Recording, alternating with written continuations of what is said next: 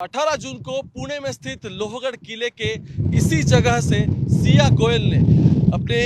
होने वाले फियांसे यानी कि केतन अग्रवाल को यहीं से धक्का दिया था। दोनों घूमने के लिए आए थे। इससे पहले 31 को दोनों यहाँ ट्रैक के लिए आए थे और ट्रैक आने के बाद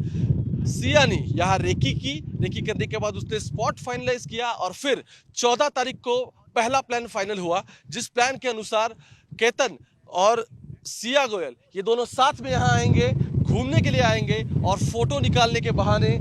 ये दोनों इस कोने पे खड़े रहेंगे और उसी के बाद सिया उसे धक्का मारेगी। लेकिन पहला वाला प्लान सफल ना हो पाया, सिया उसे सफल नहीं कर पाई। उसके बाद फिर दूसरा प्लान हुआ। दूसरे प्लान पर भी वो इसी स्पॉट पर आए और नीचे आप देख सकते हो पुणे के मावल का ये दूसरा एरिया है जहां ये आगे आपको बांध दिखाई दे रहा होगा सबसे बड़ा। इसके पहले ये नीचे जो गांव है यहाँ से सीधी 350 फुट की खाई है, जिस खाई में उसने 18 तारीख को जब बाद में फिर से दोनों आए थे उसके साथ उसने अपना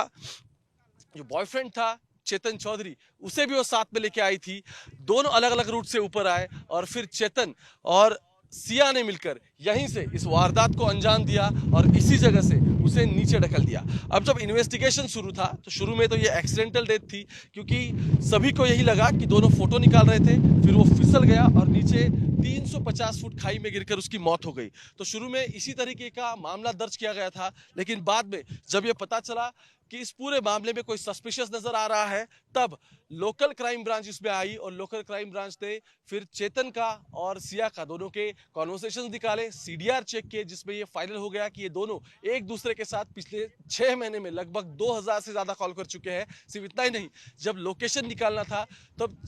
चेतन का लोकेशन उसने खुद ये अपना मोबाइल अपने दुकान में रखा था और दुकान में जो और एक कारीगर है उसका मोबाइल वो साथ में लेके आया था ताकि पुलिस को पता ना चले कि मेरा लोकेशन ये है। लेकिन अहम बात यह है कि आरोपी कोई ना कोई सबूत छोड़ जाता है। चेतन ने सुबह 7 बजे से शाम को 5:30 बजे तक अपना इंटरनेट ऑफ रखा था और यही पहली बार पुलिस को शक हुआ, उससे तहकीकात की गई और इंट्रोगेशन में सिया और चेतन दोनों ने ये हत्या की है यही दोनों ने कबूल कर दिया। लेकिन अहम बात यह है कि अब जब इन्वेस्टिगेशन आगे जा रहा है, यहीं से धक्का देने के बाद सिया ने और चेतन ने ये कबूल भी कर दिया है कि दोनों के लव अफेयर था, एक दूसरे से शादी करना चाहते थे और केतन अग्रवाल इस पूरे मामले में कांटा बन रहा था। तो इस कांटे को यहीं से धक्का मारकर उन्होंने खत्म कर दिया और अपने ये जो रिश्ते के बीच की दरार थी उसे भी निकाल दिया।